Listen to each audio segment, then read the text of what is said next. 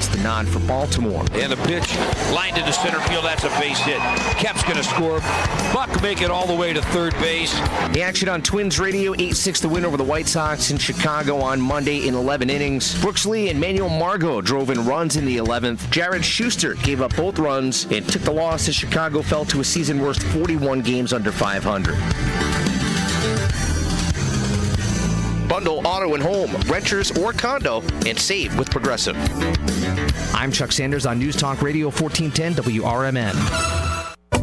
Summer's greatest hits are going on now, and Macy's one-day sale has summer's greatest savings. Shop limited time specials like 40 to 60% off everything for this weekend's backyard bash. From the Cellar Barbecue, Henkel's, and Tupperware. 40 to 70% off fine jewelry from Effie, Levion, and more. And 30 to 55% off bras, pajamas, and more basics. Hurry in. Our one-day sale starts Tuesday at Macy's. Savings off already reduced prices. Exclusions apply. Hi, welcome to Staples. Hi, my son's teacher emailed his back-to-school list. He needs crayons and a comp book for every subject. Okay, no problem. With Staples Hot Deals, you'll find super low prices on hundreds of items for back to school. Oh, now they're saying he needs folders and glue. You got it. And markers? Of course. Oh, geez. Can we get a card, please? Save big on back to school with Staples Hot Deals. Right now, 24-pack Crayola crayons and If you are 50 years and older, you are welcome to join Elgin State Bank's sponsored movie days at Elgin Marcus Theater. It will always be on the second Thursday of each month. Doors open at 8:30 a.m. At 9 a.m., you will hear a very brief message from Sherry Aschenbrenner about upcoming senior events. And movies will begin at approximately 9:30 a.m. Coffee and a donut is complimentary. You can always call the movie theater hotline number of 847-888-7976 to find out what movies are playing each month. The cost is $3 if you are a member of Elgin State Bank, meaning you have an account there, and $5 if you are a non-member. And for more senior information, catch Sherry's Senior Showcase on the third Tuesday of every month at 9:15 a.m. right here on WRMN, AM 1410 and 96.7 FM.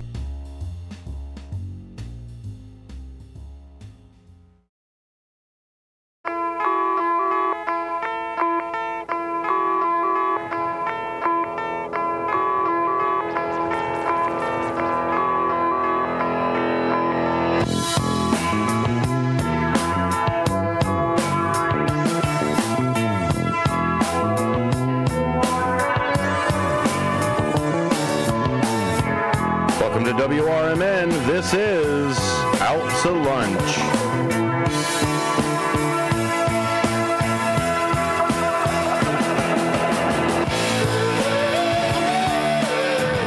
Welcome to WRMN. My name is Dennis Sonar Green, and I'll be driving you through the next 2 hours. Did you miss me?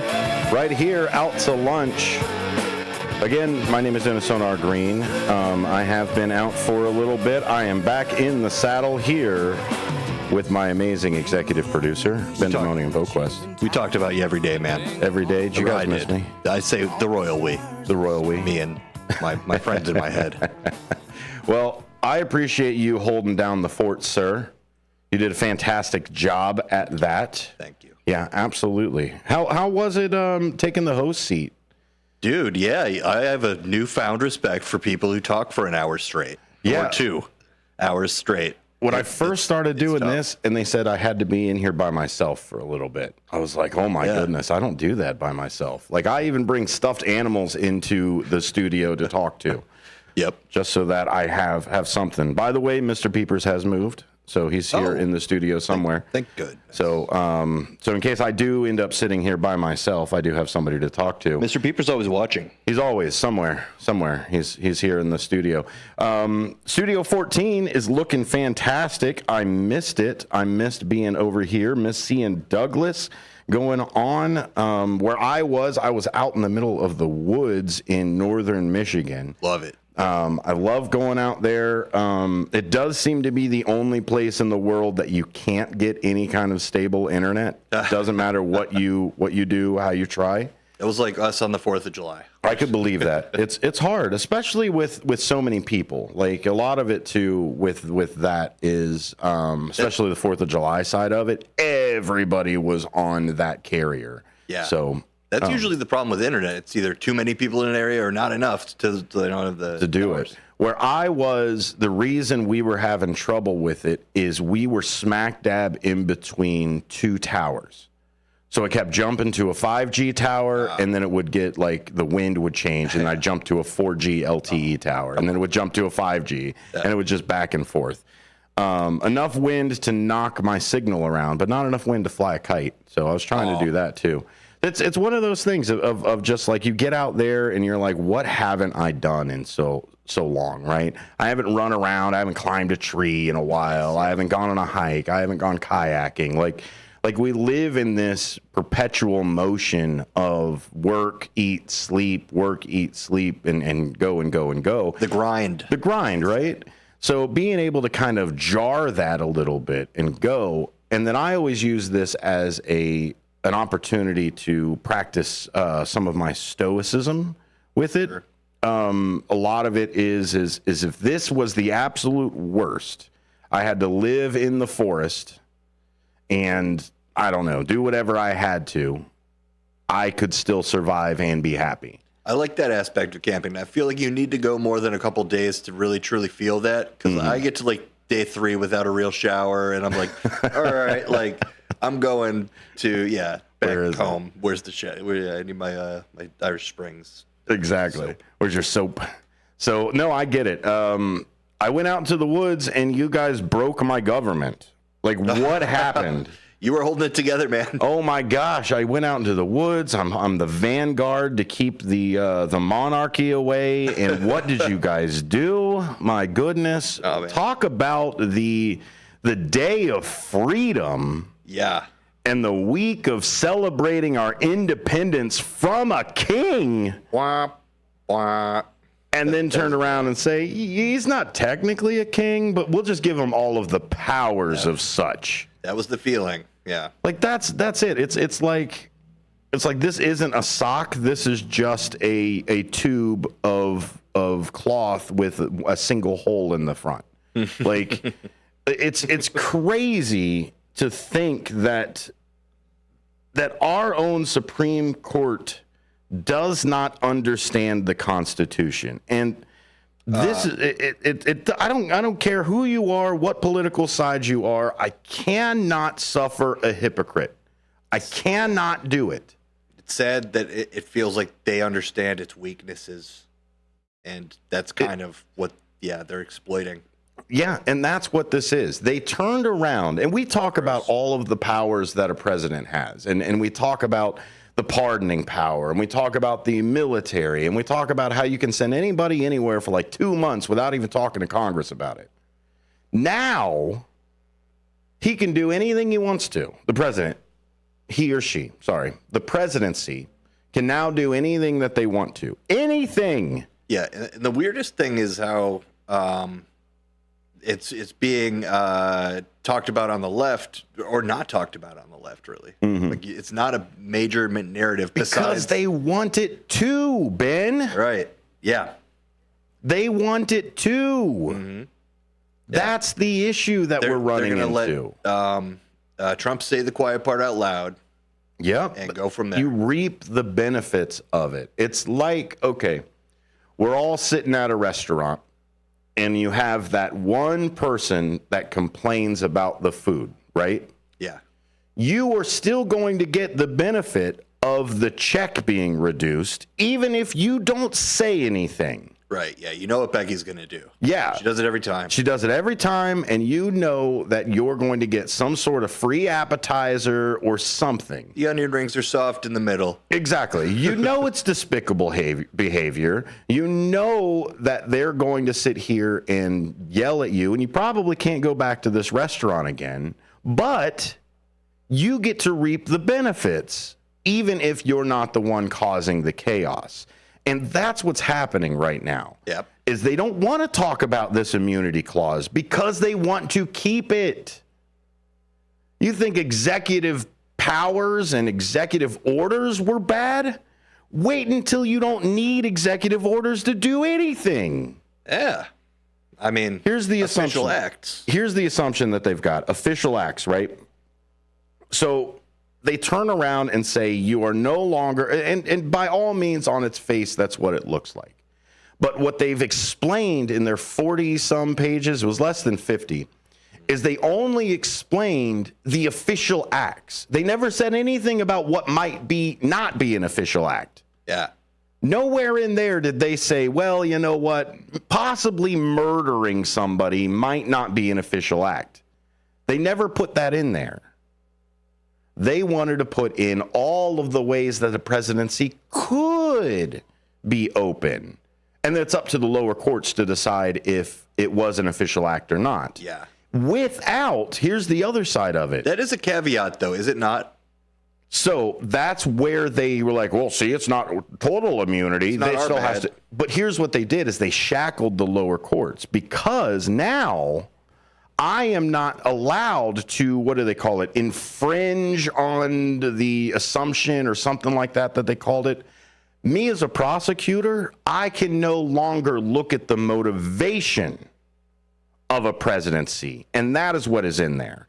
So let's take the January 6th event. Yeah. Let's take it as an example. If they turn around and say, no motivation at all, we can't question the motivation. So if the motivation was for the person to use his bully pulpit and just use a political speech and everything else, then that's within his official capacity. But same actions, but the motivation is to incite a riot and an insurrection, non-official act, right? But I'm not allowed to ask that question anymore. I'm no longer allowed to ask about the motivation behind the president's actions. Why is that? Because the Supreme Court said so. What? That's it. Wait, no other law in the entire thing Those says 9 that. people. They said that you are no longer allowed to ask the motivation for that official act. And isn't it one of the first cases of this sort decided by the Supreme Court that wasn't unanimous? So the thing with this one that made it unique is Sotomayor read the dissent out loud. They normally do not do that. They normally push the majority out. The majority reads their thing, and then the dissent is published afterwards. Yeah, that's one of those. They were so adamant about this that they read the dissent. Yeah. That's what they said with this. Interesting. And that's what we're running into right now, guys. Scary times. Welcome back, though. Yeah, welcome. Thanks. The whole time I'm just trying. I'm hungry for that news. I'm like, oh my God, I need the internet. What's happening here? Smoke signals or something. Yeah. So I read about it. I got through the thing. I got about 30 pages in, and I was like, oh my gosh, the 15 I'm going to have to finish later. And I still haven't. I've only gotten a couple pages into it. But the issue that is coming up with this is that specifically Roberts said that the military is part of, and the cabinet is part of the official acts of the presidency. Anything to do with the military. So if the military decides to, I don't know, drone strike a Supreme Court justice. Or, yeah, anyone. Or, I don't know, I could shoot anyone on Fifth Avenue. Yeah, that's a direct quote. The president is the commander-in-chief of the military. And as long as he says, I did it in a military capacity, don't question my motivation. Right. Don't question why I drone striked this particular person on American soil, because the military is allowed to do that. Guess what else the president is in charge of? The Department of Justice. Yeah. So if they say, you know what, drone striking my political rivals is way too much, I'll just throw them in jail. Yeah, well, at least we have the Supreme Court and House of Representatives and Congress as You can't. as checks to the. There's no more checks and balances, Ben. Oh, no. I'm trying to tell you that there are no more, because here's what the checks and balances are: impeachment and criminal prosecution. They turned around and said there's no longer illegal for the president to do these things. So because it is no longer illegal, it could no longer be impeached, and therefore could no longer have the thing. Do you see where I keep saying this is a monarchy, sir? Oh, yeah. There are no more checks and balances. They've essentially said if it's official duty of the presidency, the president can do it. And then why is there such pushback? I understand the regular thought of, last time Biden was going for election, there was talk of expanding the Supreme Court. And now again, even now, he's against it. The official position, something I saw recently, was that not even thinking about that. So I feel like that's one of those issues that is contentious between the parties, obviously, and it's just annoying that how do nothing the Democrats are in every facet. Yeah, well, because they don't want to do anything. They also would like to be king, Ben. Yeah. The only thing that prevented us from having a king was the Constitution and the people that interpreted it. Yep. And those people interpreted the Constitution that the President of the United States can do whatever the hell he wants to, regardless of the laws. That's a monarchy. Yeah, that is. So happy 4th of July, everybody. Yes, happy 4th of July. Thanks for putting those people in power. Independence Day. I'm sorry, Independence Day. Sticks in a lot of people's. Sorry, Independence Day. Independent from monarchies, an independent country to support our own monarchy. Yep. Free to do illegal fireworks if you. Yeah, if you believe that I am interpreting this decision wrongly, by all means, come talk to me. Call up 847-931-1410. But our president is a king. Congratulations. King. All of the people that just kept saying, oh, well, we'll just vote for the president and the president will fix everything. Let's just have a single person in charge of everything. Biden's not looking like a king. No. He's looking like, I don't know. So we already talked about how he was able to pardon his son or drop the charges or do any of this stuff. Now he is literally able to throw the jurors in jail and say, oh, nope, it was a military exercise. Well, why was it a military exercise? Can't tell you, top secret. Mm-hmm. Don't question my motives. Don't question my motives. Mm-hmm. Roberts acknowledged that this raises multiple unprecedented and momentous questions about the powers of the president and the limits of his authority under the Constitution, and that distinguishing the president's official actions from his unofficial actions can be difficult. For the guidance, he offered two principles. First, courts may not inquire to the president's motives, because that would be highly intrusive. Yet motives have everything to do with whether the president acts on a personal or official. This is where we talked about it before. Stripped for motive, Donald Trump's speech to supporters in January 6, 2021 was simply a president using his bully pulpit. But if his motive was to incite an insurrection and prevent the constitutional transfer of power, that would seem a private act for personal gain. But I'm not allowed to ask that question, sir. I think a dumb perspective that people take on this is that, people have come out and said Nixon would have gotten away with Watergate, and that would have been water under the bridge. And Nixon said, if the president does it, it's not illegal. Yeah, thanks. And they've essentially put that real cool thing to say, dude.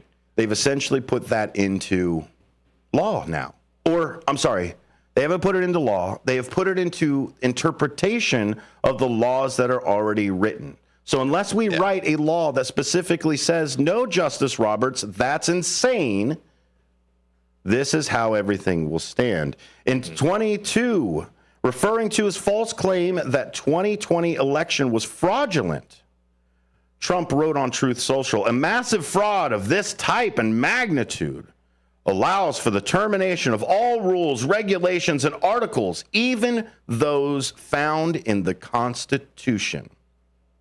Does the president have this power? Yes, they now have this power. Great. Yeah, thanks again. I think the argument for that, though, the whole Nixon approach is that it wouldn't have gone further than what. Obviously, it's a very complex issue. Mm-hmm. You'd have to read through it. You'd have to be a trained scholar to really truly understand all the ins and outs, the deep throats, and all that stuff, the details, the context of everything. But the argument for them is kind of like, oh, well, it wouldn't have gotten past that. So what's the worst thing that Nixon did anyway, really? Exactly. Like, blah, blah, blah. We're not going to hurt you, but we can type of stuff. It's the argument that they're doing right now is the guardrails stayed up. So what kind of help? Yeah. What kind of hurt could somebody actually do? Trump took them over the barrier to where people are now just literally threatening each other on the daily. And it's not cool. It's not an environment that anybody deserves to be put in, especially on America's birthday. They're going to ruin America's birthday with some monarchy. Yeah. And it's upsetting. Cleveland Dennis jumps in. Haven't talked to him in a week. What's up, buddy? How are you? Yeah, welcome back. Thanks. You're talking about the deck of cards. You mentioned the king, and I know there's a queen and a jack, but I think you're really referring to the one playing card that doesn't get used a lot. It's a face card, but they set it aside for most games. The Joker. The Joker. Hey. Anyhow. Hey, yeah. But somebody said something about learned scholars, trained scholars. How about experience training? Yes. I sat through all those hearings in the summer of 74, whenever that was, 73, with Nixon. Sure. All I know is the government corrupts itself so much at times. Anyhow, I'll move on to this. When I clicked on my computer, I saw Sonar waving his arms, but I had no sound, so I don't know what that was about. Oh, let me figure out what's happening. A couple minutes. Pardon? Let me figure out what's happening then. Yeah, well, you were, I guess, maybe waving arms and raging about the Supreme Court decision. I just want to say I'm glad you're back, and we can have these discussions to a degree. Absolutely. Ben and I are working on another project we had at the end of last year. It was called Apolitical Talk Show. And what we try to do is do exactly what we're doing now, is break down the large decisions that Dennis, they try to speak over us, man. They try to legalese us. Obviously. They try to bury us with 900 pages of policy. Right. So what Ben and I like to do is we like to read those. Those are fun for us. Sorry, 900 pages of policy is fun for me because I like to see how people view the world. So then what we do is we come down.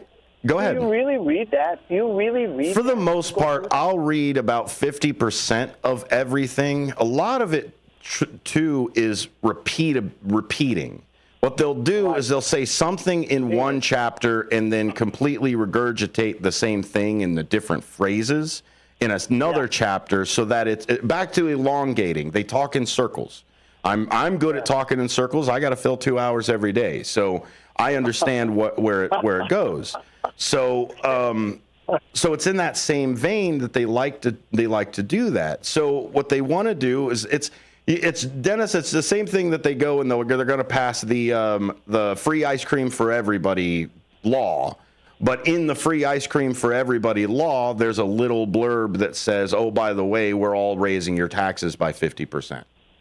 So who wouldn't want to vote for the free ice cream for all sides? So they always try to hide little things like this. This decision is absolutely blatant in its attempt to cover anything that a president ever does ever. Look at this, Dennis. We all hear the shouting of, oh, President Biden or the Democrats will come and take over your guns, right? They'll take the guns. Well, there are certain laws in place of you owning private property, the Second Amendment, et cetera, right? All those checks and balances that we've got so that the president can't arbitrarily turn around and say, give me all your guns.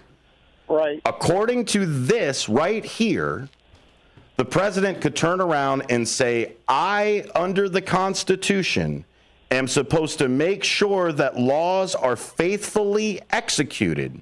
So all of these gun laws that are out there that are continuously being broken by guns, I'll just get rid of the guns, and now those gun laws will no longer be broken. That is within my power under the Constitution, according to the Supreme Court. Dennis, what is this craziness? I don't know. How's this going to be stopped? How's that going to be changed? It has to be changed from the court. We either have to pass a complete law that says, no, this is the real law of it, or the Supreme Court has to turn around and reverse their decision. Those are the only two options to walk back. But right now, as we stand right now, the President of the United States can do anything that he wants to with no repercussions. I'm scared. Okay, Yes. It's Tuesday Blues Day. I got to get back to Sonny Boy Williamson and Elmore James. So I'm sorry I scared you enough, buddy, but this is what we've got to talk about. Hey, thanks for calling in, man. It's intimidating. I know it is. It is. Thank you. Thank you. All right. Here we go. Another caller right here. Hello. Jump on in. Good afternoon. Hey, I don't call very often at all, but I just had to in listening to you. Yeah. I'm so excited to hear both sides of arguments as opposed to only one side. I'm not going to lie. I'm one that likes to listen to both sides. I'll turn on Fox. I'll turn on CNN. I'll turn on MSNBC. Currently, there's the News Nation network that I... Oh, it's amazing. The Hill is absolutely amazing. I like that. I am so glad. I don't know when they started being available on my Dish Network stuff, but I watch that one almost all the time now. If I've got news on, it's usually that one, other than local news that I get from Channel 7. I like the people on Channel 7. That's my goal. We love news junkies. We love political junkies. So welcome to home. Yes. So, but listening to you talk about this Supreme Court ruling, I just, putting it this basic is like, it is terrifying to me. Yeah. Absolutely terrifying. I don't know where this group is headed. And that's where, like most times, we have to elect people that can handle this responsibility. When you become president, you are handed a loaded gun. Mm-hmm. What do you do with that gun is up to the person and the principles that we put into that position. And if you elect somebody who is unscrupulous and does not have the checks and balances, maybe is surrounded by yes men or people that want to push them one direction or the other, you no longer have that single person to look at and go, it's their decision. There's so many other people around. And I really appreciate people like you that listen to both sides. I have friends that are both sides, and I pretty much have been a kind of like middle of the road person for many. I'm almost 72. I've been middle of the road person for many years. I have not ever voted straight this way or straight that way. Mm-hmm. I try and pick by the person, and try and find out about what I can. But unfortunately, sometimes you're not given a really good picture of what they really are all about till it's too late. And this whole thing with the Supreme Court lately has just gotten really on my nerves, and that it's like they can do anything they want also. You know, I mean, hey, I'd like to have $2 million worth of trips given to me by people, too, and not have to claim a penny of it.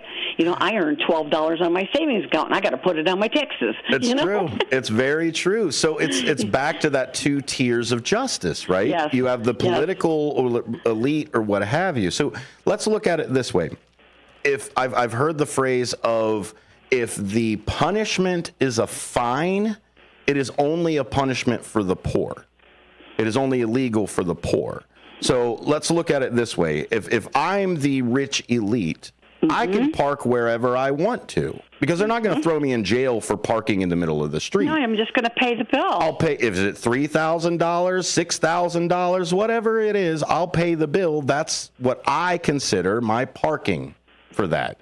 So this is where, to me, with the bail was something. I know that they fought it like crazy, but you know, somebody that's got a lot of money, they can bail themselves out for the worst of crimes. And this is where what they've done, and Roberts has said this in the piece, in the majority piece. He says the president has to act as if he is immune to this, so that he's not double checking himself. Because, and Roberts says that if the president was constantly double checking himself, is this illegal? Will I get in jail for this?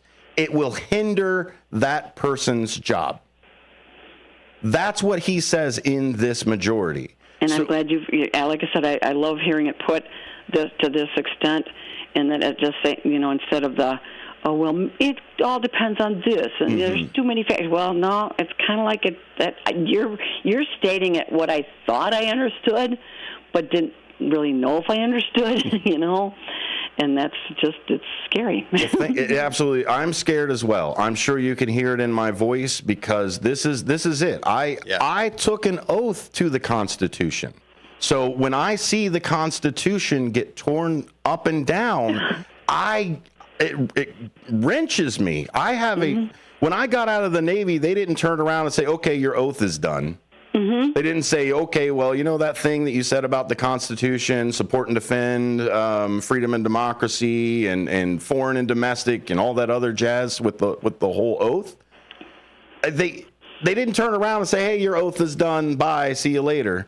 I took an oath to the Constitution to protect it as best that I can, and the best way that I can. Thank you for your service in that military, and vets are near and dear to my heart. Wonderful. My late husband was one. My father was World War II, and I have 3 cousins, other first cousins that were all Army. Wow. One that was a WAC, one that served in Germany in Elvis's unit, and then another one that served in the Army too. So, well, thank you very much for being a military family member, and thank you for your support with both the government and, you know what, this show as well. We really appreciate it. Like I know it was the radio shopping show that got me hooked with it, but then other stuff. But you know, I have followed the station since I moved here in '79. So yeah. Wonderful. Okay. Thanks for listening. Thank you. Have a great day. You too. Thank you for putting it clearly. Well, we'll try as best we can. All right, thank you. Thank you. Bye. Dude, yeah, I want to second thanking you, because I was tongue-in-cheek dancing around this issue last week, saying, just if this is not a political show, listen to our political show. But like, I so badly needed you here to really go through, and because it's so hard to talk about this stuff alone, and I'm not at the point where I can do that yet. You can sit down and explain this stuff. And let's get a discussion. And yes. That's what I want to do. I want to make sure that if I don't understand it correctly, and somebody else comes in and says, hey, no, you forgot about this article and that thing over there, by all means, I love to be corrected. Now, it hurts. It hurts just like everybody else. But I love to be corrected, because I would much rather be right than just foolish, right? Is to lean on that. Right then think you're right. Exactly. Yeah. I mean, Voltaire says, he says something along the lines of, it is better to be thought an idiot than it is to say something and remove all doubt. And that's where I'd like to be. I'd like to be accurate with the things that I say and the opinions that I have, because I'd like to put opinions based off of facts. I'm sorry. Absolutely. I'm just one of those people. I don't know what it is. But The Hill, absolutely great place, as she was talking about there. Rising has a really good stuff. Robbie and Brianna do a fantastic job on there. That's all on YouTube as well. You could Roku, all of that. Meet the Press is another center of the road type of thing. Face the Nation is another one that's down the middle. So, yes, there are some places out there that are going to be biased on one side or the other. That's just the way the media works. I have to be biased. My bias right now is you to listen to my show. That's my bias. If you don't listen to the show, then I don't get paid and we don't have entertainment and et cetera, as it moves, right? So my bias starts with giving you something that you need. And I would like to give you a forum for everything that is concerning for you. Yeah, and based on and your opinions, which are based on facts. Exactly. And I try to trust. Exactly. I try to. Now, granted, yeah, I'll tell you all day, fact check me. Go out there and read it. Most of the stuff I'm reading right now is from The Guardian or from The Hill.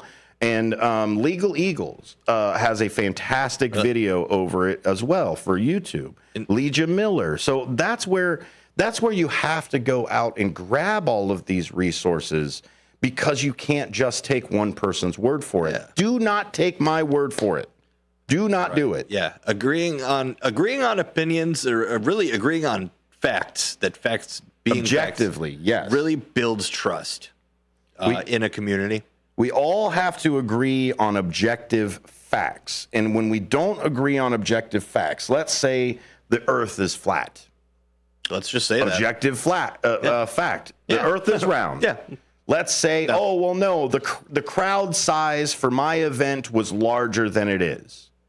Yeah. It's so the perspective. Thing. You couldn't see the horizon, exactly, the curvature. But they're objective things that can be measured and everything else. And if we don't agree on measurable verbiage and facts, what are we doing over here? It all went downhill once they changed the definition of the word literal.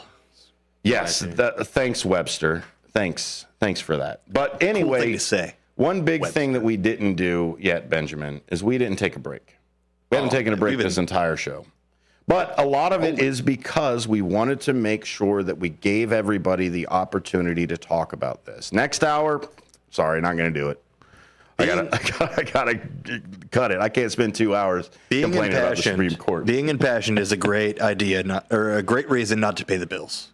Yeah, as far as I'm concerned. That's there. Well, you are listening to Out to Lunch. This is an apolitical talk show interruption for it. If you have something that you want to get off your chest with this, there's a lot of people that are complaining that Biden should have gotten out. And we could talk about that as well. I think that's probably what we'll finish the hour with. Yeah, we have been talking. We have been. Check out Apolitical Talk Show. But hey, buddy, you are 6 months late to the party. Yeah. We were already like conceding green beans and Biden. Like we saw this coming, guys. As Circus World has gone before, build a big bang as Tina the Human Cannonball flies high.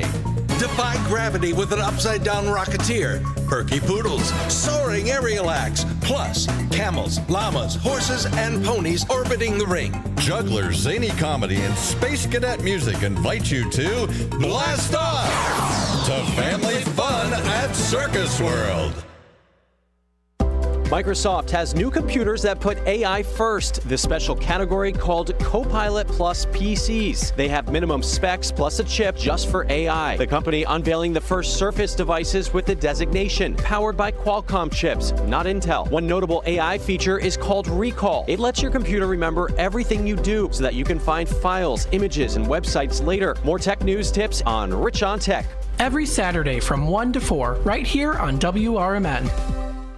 Searching for a financial partner that truly has your best interest at heart? Join KCT Credit Union, where they're more than just a bank. They're a not-for-profit financial cooperative. KCT members are owners, meaning profits go back to you in the form of lower loan rates, higher savings rates, and fewer fees. Experience personalized service that puts you first. Become a part of KCT, where your financial well-being is their top priority. Visit kctcu.org. Each account insured up to $250,000 by member's choice. This institution is not federally insured.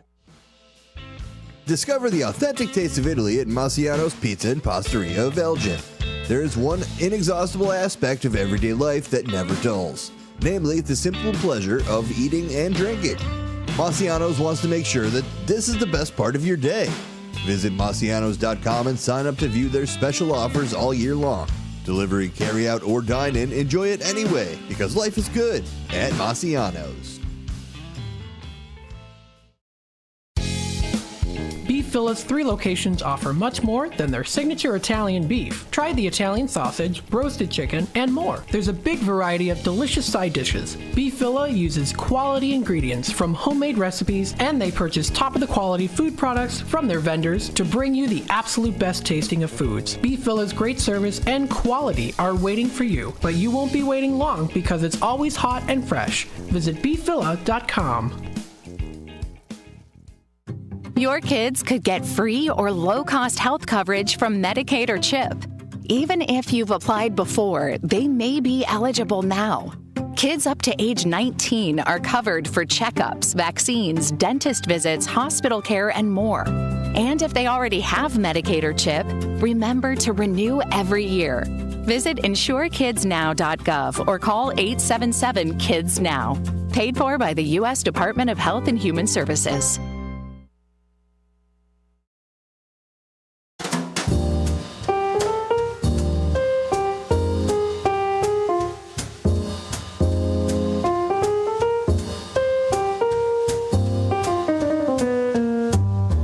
Welcome back to Out to Lunch. My name is Dennis Sonar Green. I am back in the saddle. And of course, all of my political bubblings have boiled over, and I needed to just, get it out there. Get it out there in the land. Thank you all for being here with us on the Out to Lunch. We don't usually take a political turn all the time, but here on Out to Lunch, one thing that we do try to give you is that platform, that place that you are able to voice your opinions for things. And on the phone right now, Benjamin Boquist is sitting in here in the studio with me as well. Let's bring him on there. But on the phone, we've got another caller. Hello, caller. Welcome to Out to Lunch. How are you? Is that me? It is you. I'm good. How are you, boss? I'm doing great. What would you like to talk about, sir? Hey, yesterday I was listening, and you guys had a caller from Australia. Yeah. Oh, nice. Yeah, we do. You heard that? Yeah. So, anyway, this is kind of a little bit off the subject, but it's kind of on the same subject. I'm not a big TV person, but I was watching Netflix, and I found this series called Wentworth. It's called Wentworth, and it's filmed in Australia. And believe it or not, it's pretty freaking good. It'll keep you glued to the TV for beginning to the end. It's like 11 series long. It takes like a week to watch the whole thing, but it's really worth it. If it's kind of like Orange is the New Black kind of vibe to it, right? It's kind of like a women's prison over there in Australia, the way they got it set up. But it's like no nudity, and nothing like that. It's just the way they every single second there's something going on that'll keep your attention glued to the TV set. That's awesome. Thanks for the suggestion. Have you ever watched Oz from HBO? No, I haven't. That might be your next step from there. So just as a trade, right? You suggested Wentworth to me. Well, why don't you try Oz from HBO? I'm going to do that. Thank you for the tip. Thank you, sir. Thanks for listening. All right, you guys have a good day. You too. Do the same. Yeah, lots of great media that goes back and forth. Yeah, we had Rob and Molly Southgate from The Prophet on last week, and we did a whole episode about media and what's going on, what we're listening to, watching on the streaming services and in the Rob theaters. and Molly? Yeah. That's fun. Yeah, so it was cool. I'm glad the caller came in and kept that theme going. That should be a thing. Yeah, if you know a good series or movie that came out, maybe it's some obscure stuff, call in and tell us about it. I caught up on The Boys while I was gone, and I caught up on House of Dragons. I saw the first episode. Yeah, it's. I like this season better. I thought it started pretty strong. Yeah, I like this season better because I guess for me, I always give everybody the first season anyway. Because it's character development. There's a lot of just shoehorning things in because you don't know the characters. I don't know that they have a twin out there. Like, you know what I mean? Mm-hmm. Now, come season 6, all of a sudden there's a twin. Hold on a second. You didn't 6 seasons. You didn't mention there's a twin. Which one is this? Exactly. So I usually give everybody the first season. There's very few shows that I give up on the first season if somebody suggests it to me. Yeah. Yeah. Second season, that's where the gloves come off. You got maybe 3 episodes in the second season to kick me back on before you're. Great example of that. Breaking Bad. Breaking Bad, absolutely. Breaking Bad's first season is slow. Yeah. Breaking Bad's first 7 episodes is slow. Mm-hmm. But I'm telling you, there's a reason that it is ranked the #1 television show of all time. Malcolm in the Middle effect. There it is. There it is. So let's continue a little bit about this older side of things. Wentworth actually came out in 2013, just wrapped up in 21. So let's talk a little bit about some age type of things that are happening here. Biden especially didn't get to talk much about the debate with you because I think I was traveling during the debate. Terrible. Absolutely terrible. Yeah, my watermark for most things politics is asking my dad what he thought of things, and if he believes something, then I'm like, wow, yeah, that's boomers. This must be bad. And he just looked at me and was like, I don't know. Find out if fidget spinners are still in. Hey, Dad, do you know what a fidget spinner is? Oh yeah, I picked up 3 yesterday. Oh, done. It finally made it to my dad. Dad, get over the pleated pants. Biden says he's staying. He says, straight up, I'm staying, guys. Yeah. The rest of us that have been screaming for him to leave in the first place, or not necessarily screaming for him to leave. Let's change that. Yeah. I wanted a real primary. You promised us a real primary, Democrats. Yes. You said there would be. He would be a one-term president. That's what I was told. And my kind of position and angle towards getting Biden to just take a retirement, dude. Like, go be an 80-some-odd-year-old man. Too late. This is the issue. Is everybody wants to complain, and we want to hear this uproar when it's too late to do something about it. So we can't do anything now, so I guess I'm with you. I didn't like Biden to begin with either, but gosh darn it, it's just too late. It's like, people, do you not know that we live in a 24-hour news cycle? Do you not believe that we have instant information? I mean, when the Supreme Court accidentally post something on their website for 5 minutes, we hear about it. Talking about how we saw the dead babies in the beginning of the Middle East thing. That's what I mean. He believes it when it's wrong. Immediate fact checks that we have for everything. Yeah. So when you turn around and you live in this 3-month news cycle type of strategy, we can see it. We know that you were going to get berated months before the presidency started. Last year, when we said we've got 365 days left until this election, we knew the only chance that we've got to get rid of Biden is now. Yeah. If you stick with him through the primaries, you got to stick with him through the rest of it. Right, yeah. So we all said, tell you what, we'll eat our green beans and Biden and go off, and maybe we'll able to get something else next time. But this is the issue, is they promised us, and I'll tell you, if they come out right now, the DNC comes out right now and says Kamala Harris will not be the presumed or assumed candidate in 28. We will hold a legitimate primary, full open primary, and not just automatically assume that Kamala Harris will be our candidate. You want to get the youth vote? Start promising a future. But yeah, how about that? Everybody wants to promise we'll fix it. We'll fix it now. Well, we've fixed this. We'll fix it. We'll fix it. It's campaign to go bring it back to one of my standby points. It comes back for me to Obama's campaign of campaign on this, campaign on hope, campaign on change, campaign on this, campaign on that.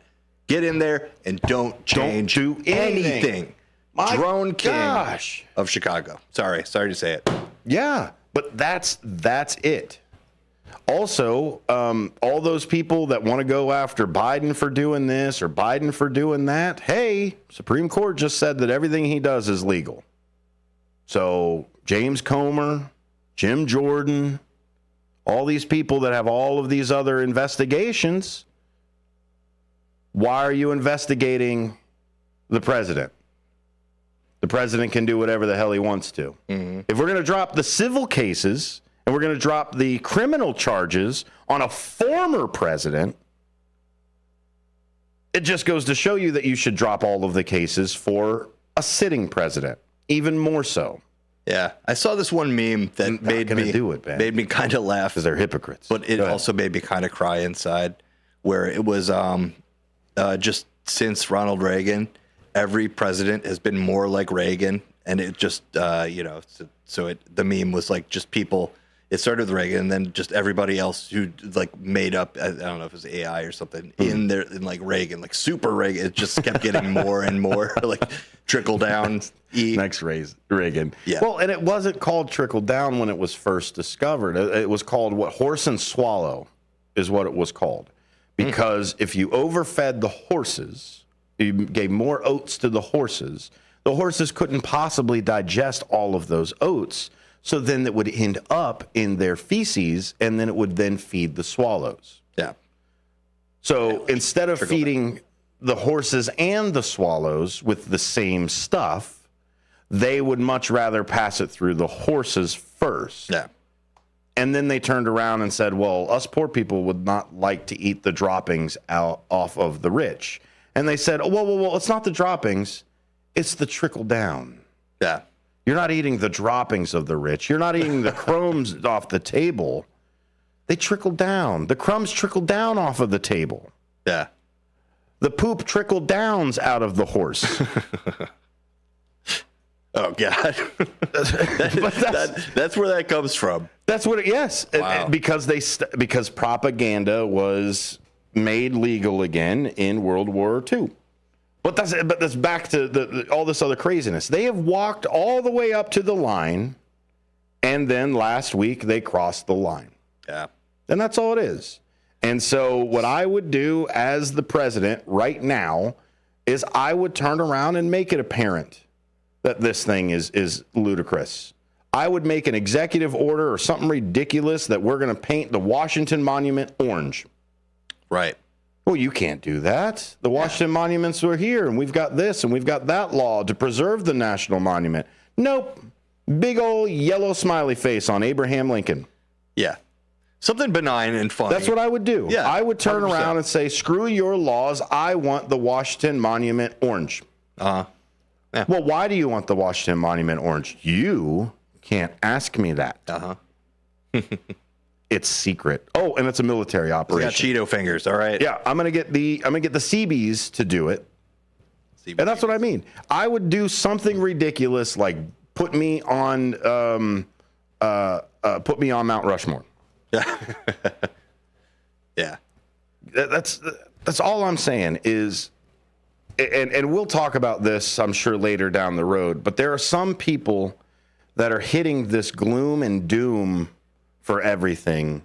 And what they're saying now, they've got Biden supporters right now, or Democrats, not Biden supporters. Interesting Democrats, how the party is split on the Biden issue. Too. Good. Split them up. Yeah. But what I'm saying is you've got people in that Democratic camp going, I'm going to vote for Trump anyway because I know that he will make it worse.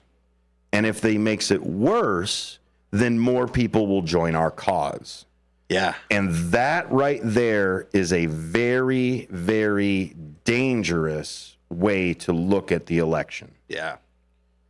is let's make the world, and that comes from people who have that privilege. They call it like gaslighting. Yeah, you have the privilege to say that. All the other minorities are screaming at you, going, please, please, please, don't do that. Out to lunch. We're going to get rid of this political side, and we've got more news coming up. WRMN 1410 847 931 1410 if you want to jump in, or the text line 505 926 1410. There it is. Cowabunga. Nailed it. We'll be right back after this.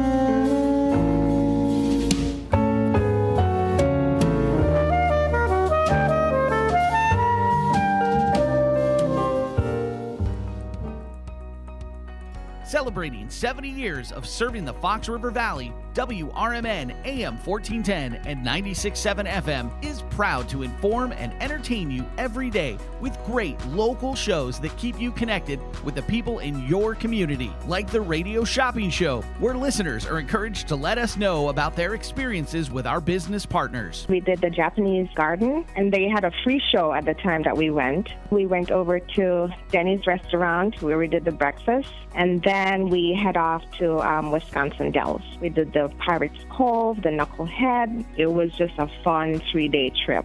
So thanks to you guys. The voice of the Valley and the home of the Radio Shopping Show. You are listening to WRMN AM 1410 and 96.7 FM.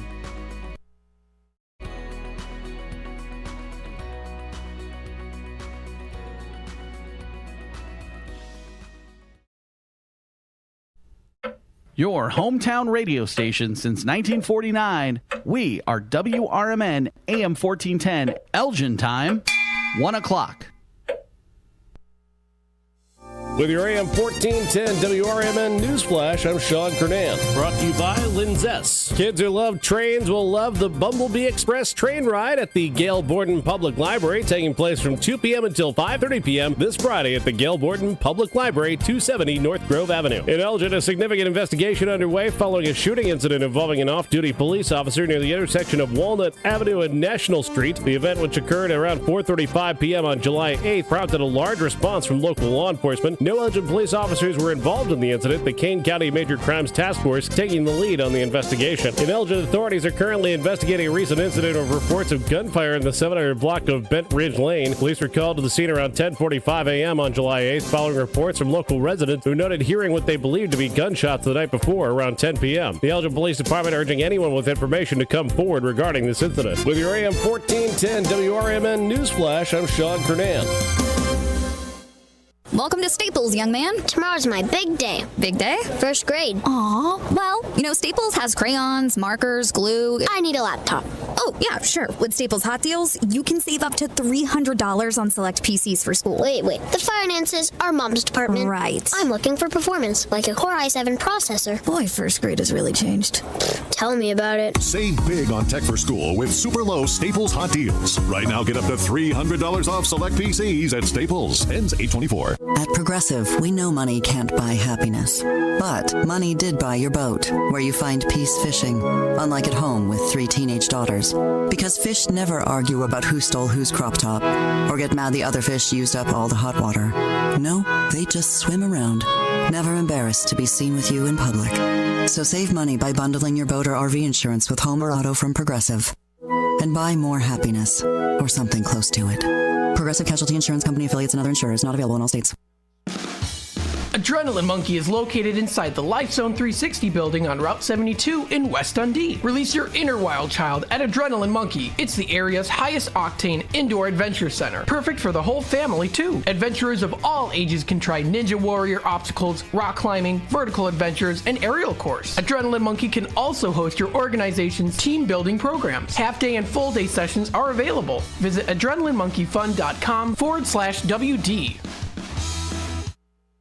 Progressive presents the Sports Flash on News Talk Radio 1410 WRMN. Monday was an off day for the Cubs. Tonight, they start a road trip at Baltimore. Chicago currently 7 games under 500 in the basement of the NL Central at 42 and 49. Baltimore, meanwhile, on top of the American League East, they've got a 3-game advantage over the New York Yankees. The O's have victories in 7 of their last 10. 7-2 Shota Imanaga starts for the Cubs, while 4-4 Dean Kramer gets the nod for Baltimore. And the pitch lined into center field. That's a base hit.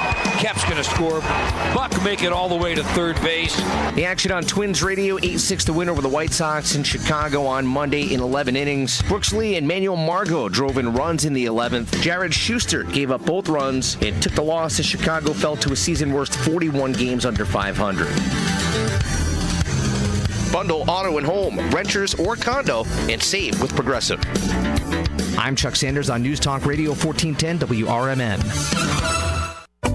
Summer's greatest hits are going on now, and Macy's One-Day Sale has summer's greatest savings. Shop limited time specials like 40 to 60% off everything for this weekend's Backyard Bash. From the Cellar Barbecue, Henkel's, and Tupperware. 40 to 70% off fine jewelry from Effie, Levion, and more. And 30 to 55% off bras, pajamas, and more basics.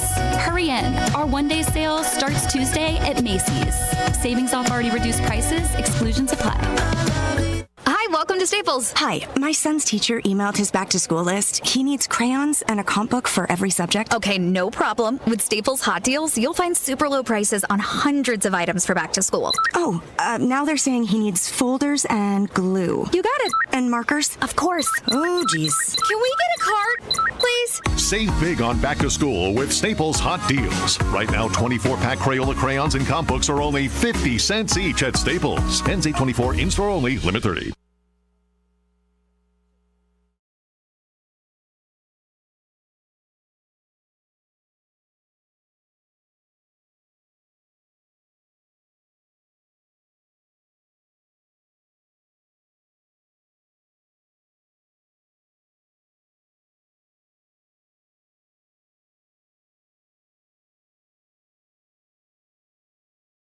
Good morning, good afternoon, and good evening. No matter the time of the day, WRMN 1410 AM is your platform to voice your views, share your stories, and connect with the Valley like never before. We're more than just radio. We're a community conversation that's always live, always local, and always looking for your input. Want to chime in on the drive time deal with Matt McNeil? Got a hot tip for first shift with Marky B? Or maybe you've got a question for a one-on-one with Leah. Now's the time to make your voice heard by calling Studio 14 at 847-931-1410.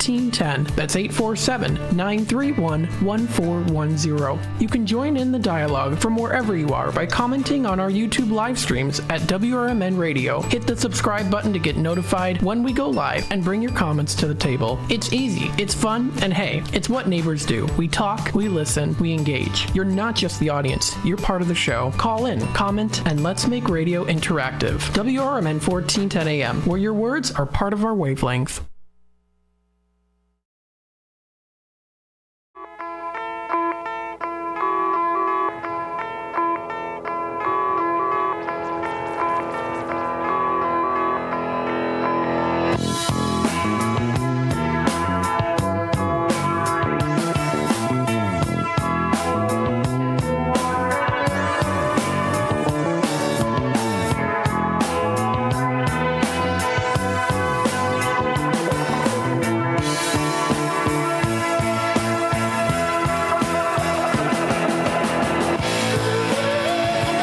To lunch. WRMN's afternoon show, where we take the news stories and all the different things that are happening around the world, and we give you an open forum for such. This show is live every day, noon to 2. We've got all kinds of different content that happens through here. The Gail Borden Library does a great job on Mondays with Open Book. They take the second hour. That's on Mondays, though. And then on Fridays, we also have another hour, a very special time of a bunch of music that's out there. So this time right here, every day, Monday through Friday, we've got something for you. This station is for you. WRMN is your station. It's not my station. Not the people that work here's station. It's not the ownership station. It's yours. WRMN is a community radio station that has been here forever. Well, maybe not forever, but at least 75 years. And that's what we are celebrating here is the community, because you do not stay in a community for 75 years without contributing or being a part of it. So we're just going to continue that as we move. If you'd like to jump into the conversation, if you would like to derail anything that we're possibly talking about at any time, go ahead and call in 847-931-1410. You can hop in on the YouTube side as well. Lots and lots of people over there on the YouTube side. Catherine Edwards is coming in. Sonar and Ben, good to see you both. Non-presidential personal pardoning is up there. She says Cleveland Dennis is the Joker card. And Derica is our Australian friend that hops in on the YouTube side. Dutchman's Wood Shack comes in. Hello from Dustmiteville, USA. Live. Good stuff. And if you need some woodworking stuff, you go ahead and check out Dutchman's Wood Shack, the Dutchman's Wood Shack on YouTube, and you can see all kinds of great videos that are over there. Go ahead and hit subscribe while you're over there so you don't forget us here at WRMN. But yeah, absolutely, jump into that. A couple other YouTube channels follow us. I believe Dad and Son Do It All. They may have changed their name, but if you go ahead and look for that, they're all over the Fox River Valley doing all kinds of different things that are here and there. But the first thing that we've got to at least get to, that would be... Sorry. Here it is.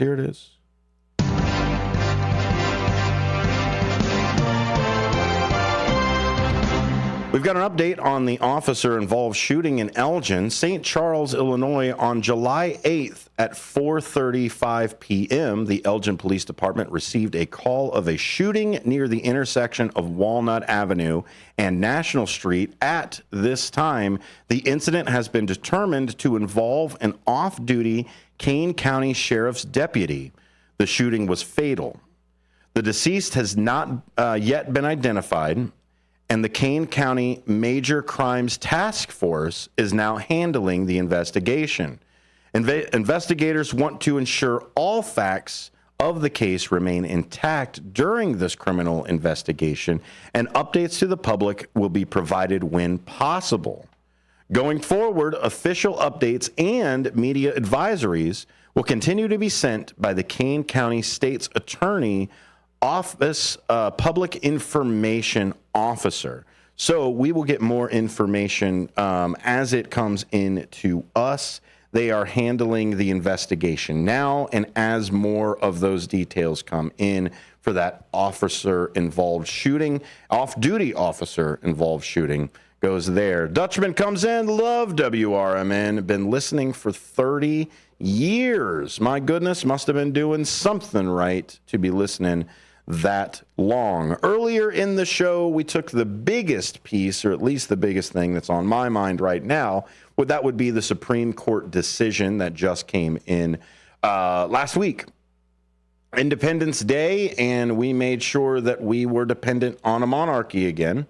But I'm not going to belabor that. If you do want to talk about that, by all means, you can jump in and hijack the show from there. Lots of different things to talk about for here, but the biggest thing that's happening right now is after the debate, a lot of people have been calling for Biden to step down. This is too late. Sorry for those people that are like, oh, no, we can run a quick primary. There was a memo that came out through the DNC. It was absolutely ridiculous. We're talked about where they would run a really fast primary to find the next candidate or anything else like that. No, the Democratic Party already said months ago that Joe Biden is our guy. We don't care if he's in decline. We don't care. Nobody likes him. We don't care that Bidenomics is something that we no longer say. I think a year ago, the Biden campaign put out that they would no longer use the word Bidenomics. They were getting a lot of lashback on that, and that's a lot of it. Is everybody who was seeing what was going on, including the Red Hats and us light blues, we were turning around and saying, "Hey, this guy cannot be the guy." First off, he said he wasn't going to be the guy in 24. Already said that. I'll have to find when he said that, but I believe it was a campaign promise in 19 or 18. My gosh, it was so long ago. But that was the plan. Come in, defeat Trump, walk away. He runs the presidency, cleans up whatever they said they needed to clean up, and at the same time, the DNC was going to start firing up their farm program and see if we could possibly get somebody that's in there. Elizabeth Warren, or I don't know, Newsom has been floated around, or maybe Buttigieg, or you know what I mean? All of these people were supposed to then run a actual primary. Well, they did the same thing that they did with Hillary, and they said, I don't care what you want.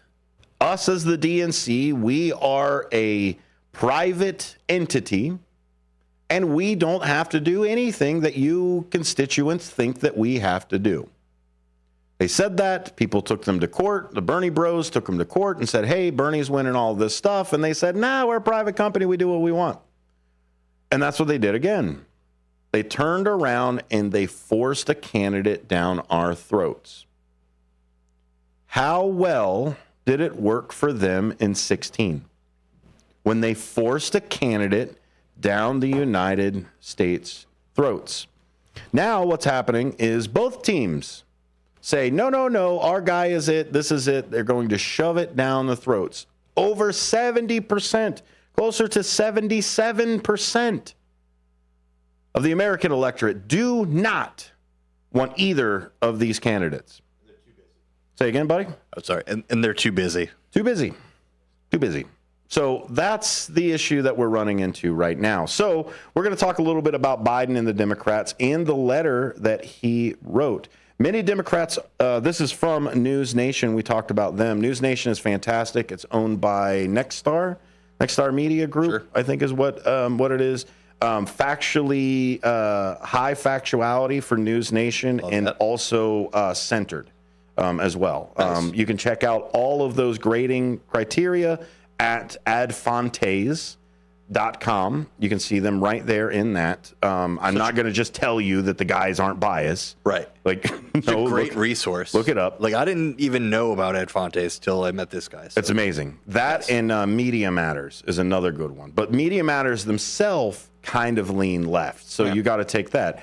Ad Fontes is absolutely that's what their job is to grade all of these things. Love it. Now, do I believe some of these grades? It's there. Yeah, it's close enough for me to do it, but I'm not an expert. At the end of the day, it's still subjective. It is. It is subjective of who, and a lot of times what they'll do is they'll grade people left or right just based off of what they report as well. So if you are a publication that talks about climate change more than some of the other publications, they will automatically start to push you to the left side. But best tool we got. Yep. You know what I mean? By all means, I'd like a very specific hammer, but all I've got is a mallet. Yeah. That's what I'll do. News Nation, Biden Democrats. Many Democrats are calling for President Biden to step aside after the presidential debate with former President Donald Trump. News Nation's Joe Khalil reports from Washington. Many of them have expressed concern, at least the latest being Senator Mark Warner, Democrat from Virginia and a longtime Biden ally, who today said here in part, with so much at stake in the upcoming election, now is the time for conversations about the strongest path forward. He says as these conversations continue, it's incumbent on President Biden to more aggressively make his case to the American people. Today, President Biden said in a letter sent to Democratic lawmakers that he is firmly committed to running in the 2024 election. Joe Cahill from News Nation continues. Let's start with Congressman Adam Smith. He is the top-ranking Democrat on the House Armed Services Committee who today said President Biden needs to drop out. He joins 5 others who have explicitly said this. That's not counting those who have privately said so and expressed their concerns to us and to Democratic leadership. And then on the Senate side, no Democrat so far has gone that far, but many of them have expressed concern, at least the latest being Senator Mark Warner, Democrat from Virginia and a longtime Biden ally. The ones who already had concerns, Elizabeth, about President Biden were not allayed in any way. They were not relieved. In fact, many of them said they felt like the tone of that letter didn't strike them well. The fact that it was sort of defiant and that at the end it said basically, look, we've hashed this out already for the last week. It's over. The debate's done. Now it's time to move forward. A lot of the Democrats with concerns already said, no, it's not over. We need to continue to have this debate. Writing in a letter that he said he's had extensive conversations with party leadership, elected officials, and voters over the past 10 days, Biden has added they have good faith fears and worries about what is at stake in this election. So he agrees. Yeah. He agrees that I may not be the perfect candidate, but I am the candidate and I'm going to stay. Yeah, you live under my house, you're going to live under my rules kind of logic there. And the thing that people are really getting on him about was his interview where he said, if I lost and I gave it my all, I would be, quote, like, all right with as long as I tried as hard as I could. Yeah, as long as I gave it my all. Yeah, as which like great advice for try. Normal stuff, but I mean, just bad. Got somebody on the phone trying to jump in. Welcome, caller. Welcome to Out to Lunch. What can we talk about? Oh, this is the Dutchman. Hey, Dutchman. Welcome in, buddy. Thank you. Thank you for the plug, too. I appreciate it. Yeah, I've been listening to this station when Rick Jekyll had it, and he owned WBIG, too. Yeah. The one in Aurora. So, yeah, I've been listening and I've been here in Geneva since 84, and I was listening when I was down in Naperville. So, oh, gosh, that's got to be 1990. So, what kind of programming has kept you here? Well, I like the open forums that Mark and Larry set up, and then Jigs. I like that. In the past, they had a political show in the morning. It was always like, Monday morning, and, from like 8 till 10 or something. But what's really interesting to me is, even though I live in Geneva, I'm a history buff, and there's a lot of history in Elgin. I always love that city. It's bigger than Geneva, but there's a lot of stuff in there. And then Steve comes on. It's not just Mark and Larry, it's Steve Thorne and the police department and everybody that just shows you have. Plus, your radio shopping show, which I was part of years ago, and somehow I lost it. I can't find the paperwork on it, and you always have good deals too. So, a station all around is great. Even though it's an AM station, it's great, and you get a lot of followers. And as long as I'm able to participate and I don't overstep my boundaries, it's all good. You are welcome anytime, Dutchman. Catherine Edwards is already saying hi to you from the chat there. She also says, even though I'm President Biden, I've personally pardoned myself because I can, and what I meant by non-pardoning Catherine. That's it right there. Open forum. Yeah. But hey, we appreciate you jumping in, Dutchman. What do you got to say about this? I know you follow at least some sort of the political sphere. What do you have to say about some of that? Yeah, good man. Good man. It's all quagmire. I don't know. Personally, I'm down the middle. I used to be on both sides, and I don't believe in either party. I think they're the reason why this country is so messed up in the first place. My thoughts, and this is my opinion, but I try to make it. I look at what everybody else wants. If you put 100 people into a room and don't tell them, you're a Democrat or a Republican, and say you're going to give them a survey, and you'll find out the survey, and it all has to do with politics, right? Mm-hmm. 2/3 of the people in there will probably agree with one another, even though they don't know the Democrats and Republicans. Yep. You know what I mean? There's always two hang-ups that are going to be, one is the abortion and the other one's the gun thing. But I'd say 90% of the people, we all have a life to live. We have to take care of kids, put, food on the table, send them to college and stuff. I think most Americans are like that, and I think they're fed up with both parties and the way the way the government is run. And I know there's a lot of true Republicans and Democrats on both sides, and I get it. But this is a time that should be with the two people we have running. It's terrible. I mean, you can't tell me that we can't, as Americans, pull somebody else out of there and say it's better than these guys. And I'll tell you, I have one theory behind the whole thing. Yeah. For years, I've always thought that the old party, both sides, keep it so they don't get new blood in there. That's the reason why they're in there 40, 50, 60 years. Yeah, both are over the expected age. Both are over the expected age limit of the Americans. And then if you look at it from there, the average age of an American right now is like 36, 37. They are over twice the age of the average American right now. And you're telling me that you can't farm a Gen Xer? You can't farm an older millennial to be even close to what we're doing over here? Like, it always seems that us as the American people are the afterthought. They turn around and they say, well, here's who we got, here's what we've got here, and then they go, oh, wait a minute, we've got to do something for the American people. Oh, let's throw in a lady for our vice president. Yeah. Yeah. It's just... Well, here's the thing, though. Okay, we only have a couple of choices, and one is to vote. The other one is to run for something or participate and vote, participating, running for an office or doing.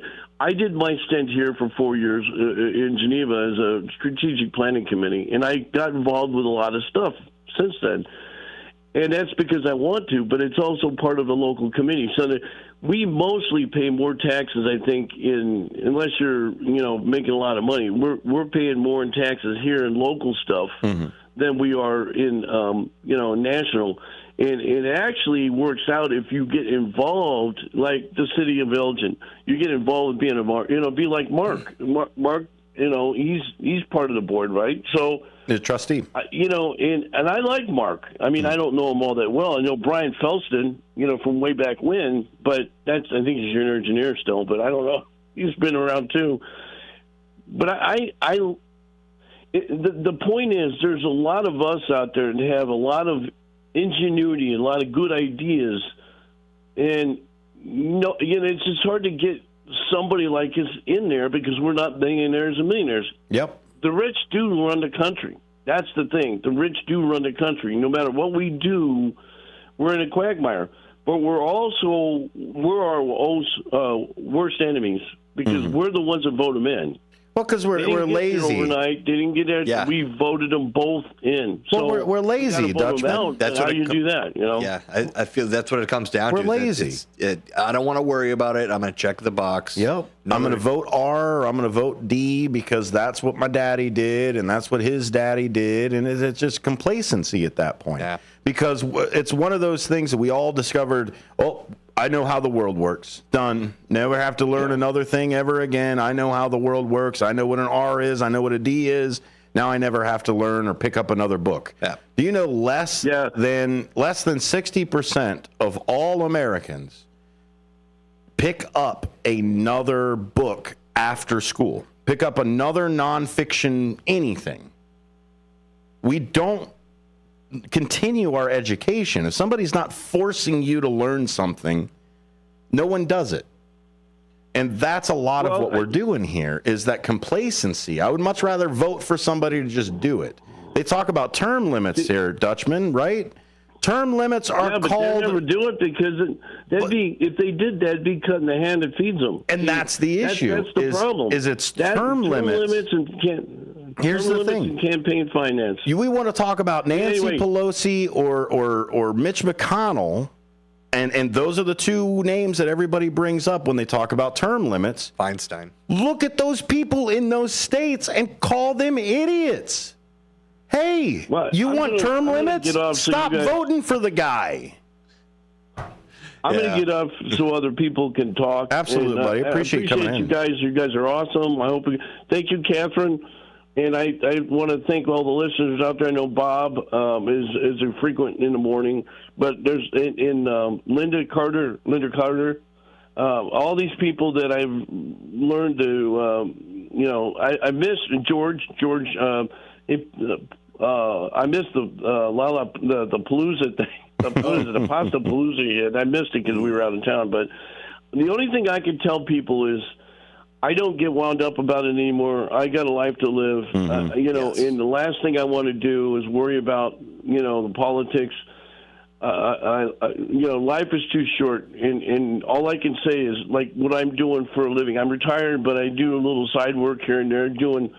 Just making bowls and stuff. I do craft fairs and stuff, but I like doing this, and it's fun whether I make any money or not. That's not the point. I don't spend time dwelling on what I can't do. There you go. And with that note, I'll let you guys go. God bless you, and hope everybody has a great week out there. Thanks, guys, for letting me on. Thank you, Dutchman. Appreciate you coming in. Dutchman's Wood Shack right there. Go ahead and check out his YouTube channel. That just set me even right there. Even? That last little piece that the Dutchman had. Recenter, right? Yes. Come back to it. Feeling good. Catherine says it's an unsolvable Rubik's Cube. Care about you and your family. Thinking of you, Jeff, says Catherine Edwards. Absolutely. We're going to hit a little bit of a break here just so that we can pay some of these bills as we go down the line. More news to come. We've got about a half hour left in today's episode. People getting out of the military and then the military coming back for that money. What? That's the article you sent me, right? Yeah. Oh, man, that's worse than being like stopgapped, right? Right. You get out of the military and they say, no, come back. Yeah, you're not AWOL. Yeah. But we gave you a little too much. We gave you a little too much. That happens. If the government gives you the monies, they're going to come back. Best to, I guess, Bitcoin it. WRMN, out to lunch. Jump in, 847-931-1410. Or send us a text message, 505-926-1410. Be right back.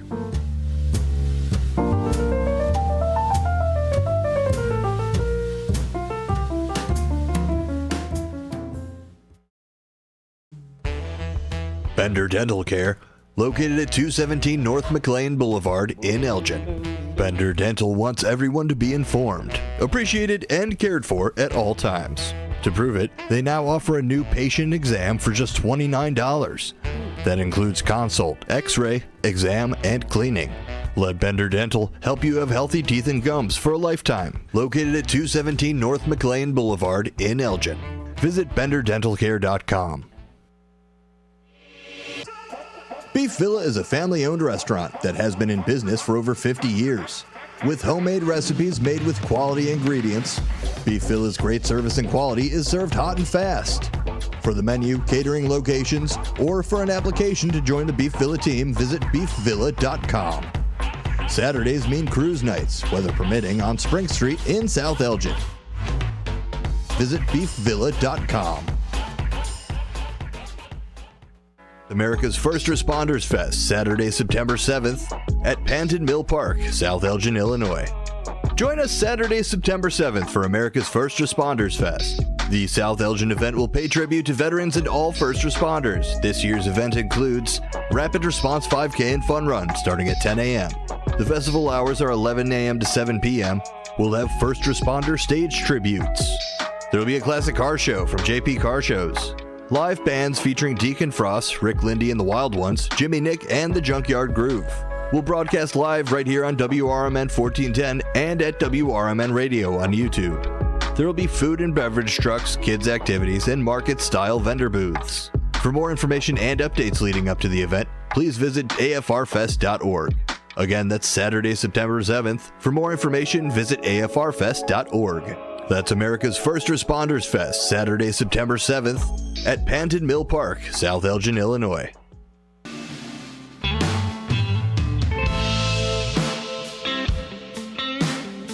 Attention all Schaumburg Boomers fans. Attention all Schaumburg Boomers fans. Join the Schaumburg Boomers at Wintrust Field on July 12th at 6:30 p.m. versus the Windy City Thunderbolts. It's Star Wars night and a special drone show. Special jerseys will be auctioned off to benefit Donate Life Illinois.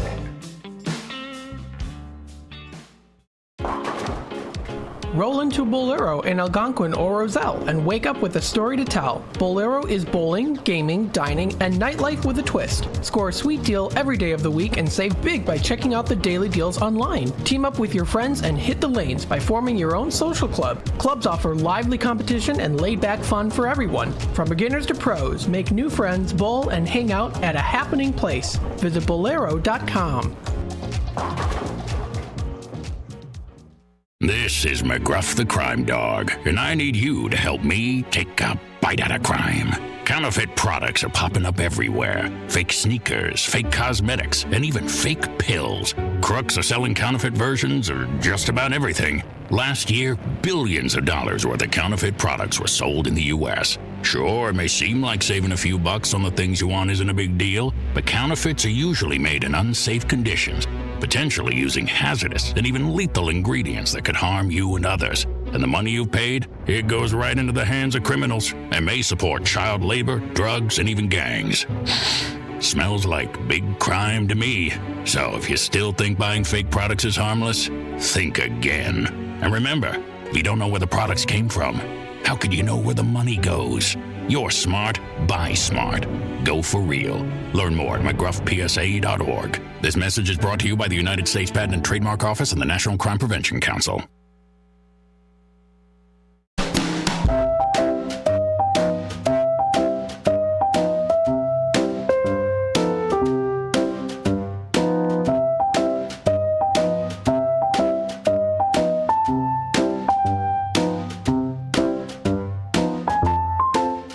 Welcome back to Out to Lunch. WRMN's afternoon talk show, where you're the star. 847-931-1410. Jump into the conversation. Ben and I have a few things we like to talk about, but we can talk about them anytime. This is your time to talk about something that's on your mind. Is it a TV show? Wentworth is something that I've got to check out now. Is it the Supreme Court decision that came through? There's that. There's also this big thing that everybody's talking about, this big project, Ben. Project 2025. Yeah. That's the next thing that I'll rave about. I have some good points on that. On Project 2025? Yeah, there's, the internet stuff, that all their initiatives. News Nation does too. So while you're looking for that, I'll go ahead and pull up News Nation stuff. The Biden campaign is trying to put the Trump campaign on defense, claiming the controversial Project 2025 playbook released by a conservative think tank that would decimate liberal policies will be used by the former president if he's elected. Trump has denied knowledge of the playbook, which, yeah, but also wishes the people luck. Exactly. Yes. No, nothing about it. Good luck. Elizabeth Pran has more on the Project 2025. There's multiple pillars, policy, agenda listed on the website, a database for hirees, trainings for a 180-day transition. This is a playbook. This is what they say is an opportunity for conservatives to undo what the left has done. Kevin Roberts is quoted by saying it's a revolution to take the power back from elites and despotic bureaucrats. Former President Donald Trump is distancing himself from Project 2025, a playbook of dismantling federal programs created by the conservative think tank, the Heritage Project.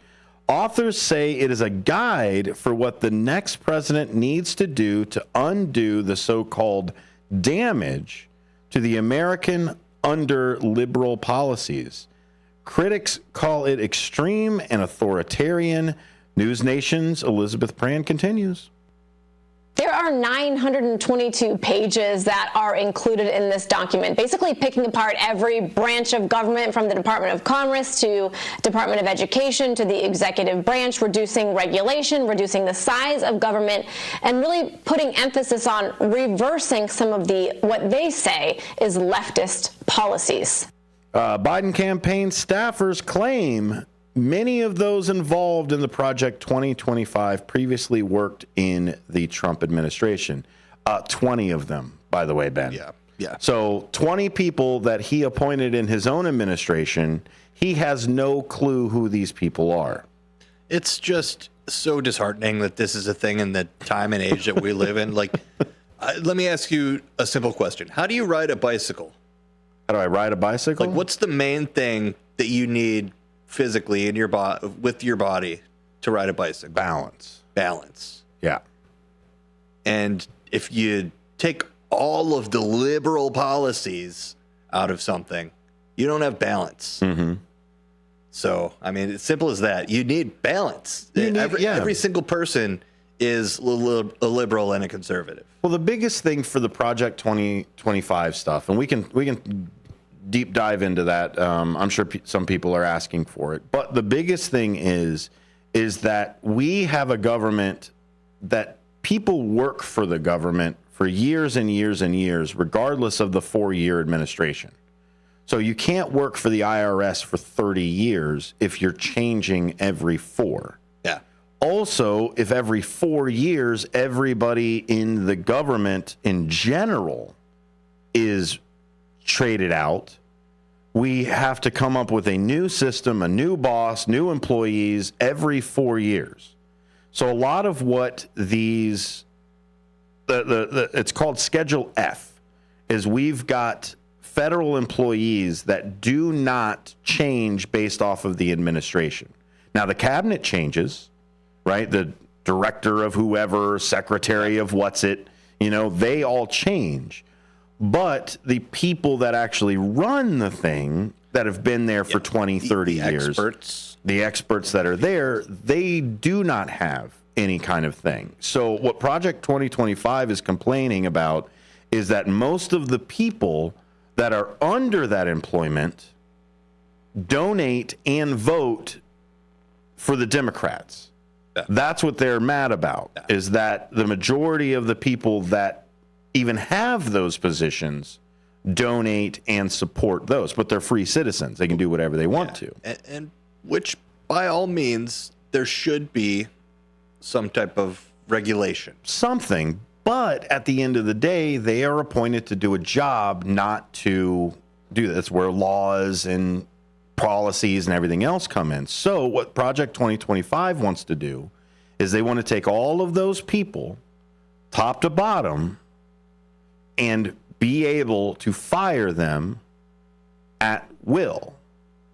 And so they're no longer protected every 4 years. And basically it's like so it'll flip-flop to get their guys out, get our guys in, get their guys in. Every single 4 years. That's what they've done. So instead of just having like cabinet level and like high level people change out and the managerial side of it changes with new policies and things, they're taking it all the way down to like computer admins are going to be appointed by the president and his cabinet. Yeah. Top to bottom. John Oliver did a great episode on that's a really good one. On this one. Also, I mentioned her last hour. Leisha Miller on YouTube does a really good job breaking it down. It's one of her longer videos. I think it's like a 45-minute video for it. But it breaks down all 900 pages. Wow, and where the Heritage Foundation comes into it, and it throws actually some history towards it. Because the Heritage Foundation, I don't know if you guys have heard this name before, but the Heritage Foundation does this. Every presidency, every 4 years, they come up with a new policy. They're a think tank. It's what they're supposed to do. Fun, unfortunate side effect of the focus on lobbying and Citizens United. A Federalist Society and everybody else. So that's the thing that's in there. So you're talking about how the president runs that cabinet and everything else. And to just tag a little bit on the Supreme Court decision, the president can decide how he removes those people. And according to the Supreme Court, he could probably remove them with poison or drone strikes, because in the Constitution, it says that he has the ability to remove people from their cabinet, not fire them, not anything else, remove them. Yeah, and that language, I mean, that stokes my just anxiety as a citizen, as a sovereign citizen with no protections. Yeah, if you thought the Patriot Act was crazy, from those that brought you the Patriot Act, Supreme Court presidential immunity. Like, I don't care if I have a turret. Like, I am not sleeping well. No. But let's go a little bit further into some of the people that are affected by our government and the mistakes that they have. You got an article over there of a military member that's not having a very good day. Yeah, no, and he's one of many. This is an article from NBCnews.com. The headline goes, he got $30,000 to leave the military when it needed to downsize. Now the government wants that money back. A federal law has forced thousands of disabled veterans to return the separation incentives they received, throwing many into sudden hardships. So here's the story of Vernon Reffitt, who got $30,000 to leave the Army in 1992. It was a one-time lump sum special separation benefit offered to service members when the U.S. had to reduce its active duty force. Now, more than 30 years later, the federal government wants its money back. Oh, my gosh. In May, 30 years? 30 years. Come on, man. Yeah. What'd you do with that, huh? Then, jeez. In May, the Department of Veteran Affairs began withholding the monthly disability compensation payments that Reffitt had been receiving for 3 decades until he pays the $30,000. It would take the 62-year-old nearly 15 years to do so. Wow. And, it's one of many cases. Find this article again, NBCnews.com. So the law has forced at least 79,000 veterans to repay different types of separation benefits between 2013 and 2020. According to a study published in 2022 by the RAND Corporation, a nonprofit research group, the actual number of affected veterans is likely much higher because researchers were not able to access data prior to 2013 due to VA system changes. Stephanie Renan, the study's leader author, said. So it's one of those, obviously, the homeless veteran community is large. So that's something where they're like, oh yeah, I'm sure they owe us money, but like, yeah, we'll just like not care about it. Mm-hmm. So there's so many more things that our taxes could when you're a number benefit. Yeah. And that's it. When you're a number and not a person, that's how they treat you. Here's one example of 2 separate buckets of money. Certain types of separation payments were offered to active duty service members in an effort to reduce manpower in certain career fields. The Special Separation Benefit, or SSB, that Reffitt received was primarily offered during the 1990s. Officials say when veterans apply for disability compensation, the VA said that the form they use states that separation pay may be recouped the VA benefits from VA benefits. But it's too late by then, said Reffitt and 2 other veterans who spoke to NBC News. The veterans said they were not aware of the law that prohibits both benefits when they took the payout. So, yeah. Wow. Fine print. Thanks. That they can turn around and take it back. Yeah. No, there's a lot of government contracts that the government is allowed to rip up, but they will hold you to task with the other side. Yes. Like the IRS makes you do your homework. Well, even for me, they're not going to do their extra work. Even for me, I was part of the submarine fleet. And in my contract, when I went into the Navy, in my contract, it said submarine force. That's why I joined, was to join that force. Cool. Well, when I wasn't in the submarine force anymore and they could no longer put me into that, I turned around and said, well, that's a breach of contract. I joined and said this is where I was going and that was going there, and they agreed with me. They said, oh, well, okay, well, why don't you go home for leave for a little bit, make sure that all of your stuff is in order, make sure that you have a place to stay, a job lined up. We'll give you 2 weeks to go on. During those 2 weeks when I was gone and no longer advocating for myself, a warrant officer, no named warrant officer out of nowhere, said, no, that doesn't act like that. He's going to stay in the military for the next 3 years and keep it that way. Mm-hmm. I had already put a down payment on a house during those 2 weeks. And sure enough, the government said, nope, you're sticking around. This is it. This is the contract. This is the new contract. Yes. That we've got. That's just the way it works. Well, there is a good story too. Yeah. To bring us back to even. What I saw, the best comment that I saw for this story was, yes, that is what I want my taxes to go towards. Comes from the goodnewsnetwork.org, one of our favorites. U.S. Marshals find 200 missing children across the nation during a 6-week special operation. The U.S. Marshals Service, USMS, along with federal, state, and local agencies, led a 6-week national operation that resulted in finding 200 critically missing children, which includes endangered runaways and those abducted by non-custodial persons. This is the second rendition of the coordinated effort, and so it was called Operation We Will Find You Too, WWFY2. Running from May 20th to June 24th, it focused on geographical areas with high clusters of missing children. WWFY2 resulted in the recovery and removal of 123 children from dangerous situations. Wow. And additional 77 missing children were located to be found in safe locations, according to law enforcement or child welfare agencies. The vast majority of these were runaway children. One case was a family abduction and one a non-family abduction. These so-called dangerous situations involved human trafficking, captivity by family relations, or situations of sexual exploitation. Some involuntary and others violently.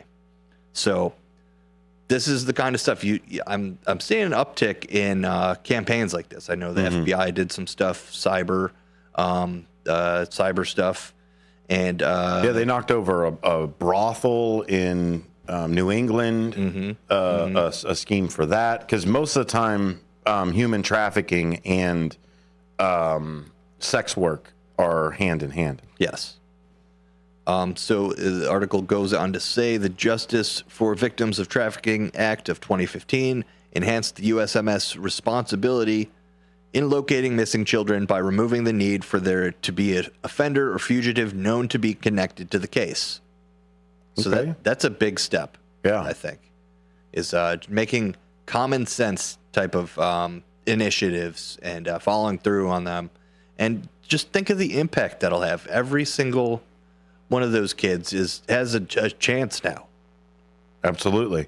And 75 of them were found to already be safe in the system somewhere. Yes. Which definitely, I guess, helps reunite those families from those missing children, because they could be in the system and not know where. Check those boxes. Yeah. And to say that their life has been positively impacted too. And so there you go. Thanks, U.S. Marshals. Thank you, U.S. Marshals. Thank you very much for doing that. Hey, we got some goose and gander news going on. If it's good for the goose, it's good for the gander. This is it. The leader of the Satanic Temple is one of my favorite ganders out there. Is challenging Florida governors.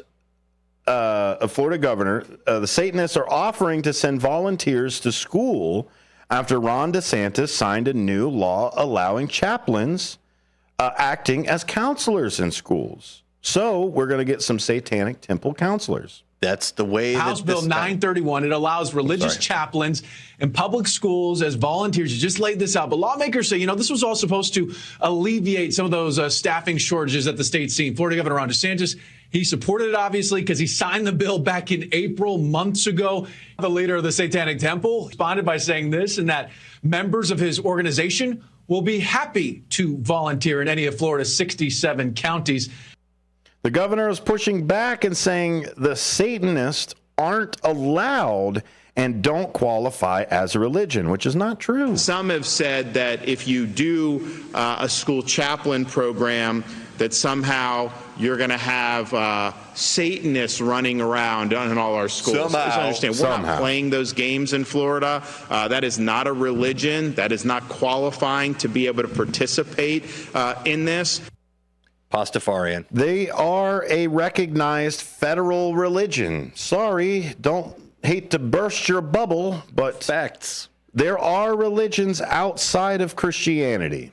Yeah, and we've talked about this before. Obviously, not the most popular church, the Church of Satan. A lot of people are just like, why even do that? And it's more of a thumb to the nose of the system. It is. How the loopholes and all this kind of stuff that, religion, it's a main point of our government that we're free from it. Yep. And that's always been, I understand that, and by all means, be as religious as you want, believe as hard as you want, and be, as sect-based as you want. But again, that doesn't mean you get to envelop other people's personal space or beliefs. The Satanic Temple, the organization's mission encourages benevolence and empathy among all people, using satanic imagery to promote civil rights, religious skepticism, social justice, body integrity, secularism, and the separation of church and state, relying on religious satire, theatrical ploys, humor, and legal action as their public campaigns to generate attention. This is a quote, to generate attention and promote people to reevaluate fears and misconceptions, and to highlight religious hypocrisy and encroachment on religious freedom. And that's what that is. They kind of sound like the opposite of the Westboro Baptist guys. And that's exactly what it is. They're the antithesis of fascism, because that's, and that name, that word throws around, and we can talk about that left and right however you want to. But at the end of the day, somebody who tries to control you through laws is fascist. Yep. Control your regular livelihood. Let's not just leave it at laws. You're a fascist, you're making me hit the speed limit. No, that's not. I'm controlling your life to the point where authoritarian. Exactly. Authoring. Completely different side. But they are a religion. So according to what they've got going on, and DeSantis turning around and saying, hey, this is a religious chaplain can now be a counselor. And if you look at it, there are no stipulations on who can be a counselor and who can't. That was why the law was so controversial to begin with. And the problem is that these people do not realize there are other religions out there. Even to the point where they don't realize there are other Christians out there. It's all a competition, right? That's what I mean. You've got Orthodox, you've got Presbyterian, you've got Lutheran, you've got all of these different subsects, but you're going to turn around and say this is a Christian nation. Okay, which one? Here's an example of the progress that I believe the country made, and a personal one. My grandpa grew up Lutheran, and my grandma, obviously a daughter of Polish immigrants, she was Catholic. Yes. So when it was time, Grandpa came back from Korea, thankfully, met Joni again, and, let's tie the knot. Couldn't do it unless you converted. Yep. And in today's day and age, not that probably wouldn't have been that wouldn't have been a hurdle to go over. No. And you think about even JFK being the first Catholic that was voted. Like, you know what I mean? But Like, you think about it this way: if back in the day, it was something.